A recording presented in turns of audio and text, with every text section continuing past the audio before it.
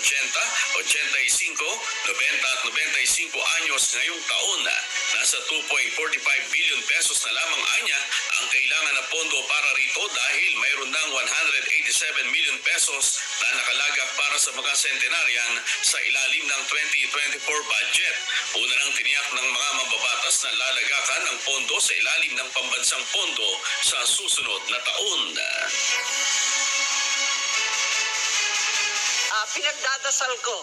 Kasi right now, it's just been passed and alam naman natin tapos na yung budget. Sarado na yung budget, kumbaga. Yun nga lang, kung maswertehan natin na may savings o may pagkukunang iba, sana ito na ang bigyan ng prioridad. Mas makulit ako. So talagang hahanapan ko hanggat kaya.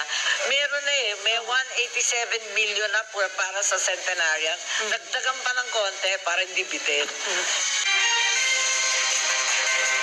Yan ang prioridad. Mas makulit ako. So talagang hahanapan ko hanggat kaya.